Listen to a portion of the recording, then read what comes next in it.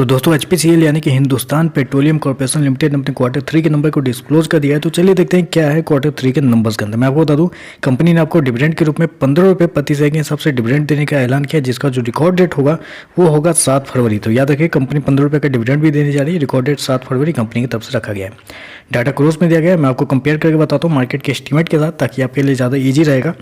पिछले क्वार्टर में कंपनी का टोटल इनकम जो कंपनी ने ऑपरेशन के थ्रू जनरेट किए थे 1,02,288 करोड़ के आसपास। पिछले साल 1,15,829 करोड़, जबकि अभी देखें तो बढ़ के 1,18,027 करोड़ के आसपास आपको देखने को मिलता है। साल दर साल देखें तो साल दर साल कंपनी का जो टोटल इनकम है उसके अंदर अप्रोक्सीमेटली बोल सकते हैं 1.5 या 2% के आसपास की तेजी आपको देखने को मिले। वहीं क्वार्टर जाते हैं तो क्वार्टर कंपनी के इनकम के अंदर 15% के आसपास की तेजी है। तो कंपनी का रेवेन्यू देखें तो आपको साल दर साल क्वार्टर बढ़ता हुआ देखने को मिल रहा है। मैं आपको बता दूं, कंपनी ने शो कितना किया है 1,18,027 करोड़ के आसपास, जबकि मार्केट की उम्मीद थी कंपनी के रेवेन्यू को लेकर मात्र 98,148 करोड़ के आसपास। तो आप कर सकते हैं, जितना मार्केट उम्मीद लगा के बैठा हुआ था उससे 20% ज़्यादा कंपनी का जो रेवेन्यू है वो आपको आता हुआ देखने को मिल रहा है। चलिए कंपनी के खर्चे क्या है वो देख लेते हैं।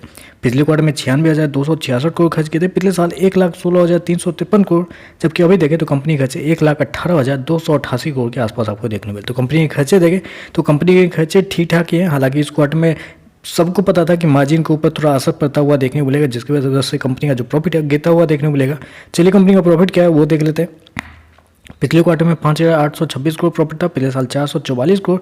अभी देखें तो कंपनी का प्रॉफिट 712 करोड़ के आसपास कंपनी का जो प्रॉफिट है वो आपको देखने को मिले। तो साल दर साल देखें तो साल दर साल कंपनी का जो प्रॉफिट है उसके अंदर एक अच्छी खासी तेजी आपको देखने को मिले। अप्रोक्सीमेटली वहाँ पे बोल सकते हैं 60% के आसपास का जंप आपको देखने वाला है। वहीं अगर क्वार्टर जाते हैं तो क्वार्टर कंपनी के प्रॉफिट के अंदर एक अच्छी खासी गिरावट आपको देखने वहाँ पे देखें तो अप्रोक्सीमेटली बोल सकते हैं 85 या 86% के आसपास की गिरावट आपको देखने मिली। मैं आपको बता दूं, कंपनी ने शो कितना किया है प्रॉफिट 712 करोड़ का कंपनी ने प्रॉफिट शो किया है, जबकि मार्केट को जो एस्टीमेट थी कंपनी के प्रॉफिट के लेके वो 1785 करोड़ के आसपास था। जी हाँ, 1785 करोड़। तो इस हिसाब से देखें तो कंपनी का जो प्रॉफिट है वो मार्केट के एस्टीमेट से बहुत कम आपको देखने को मिल रहा है।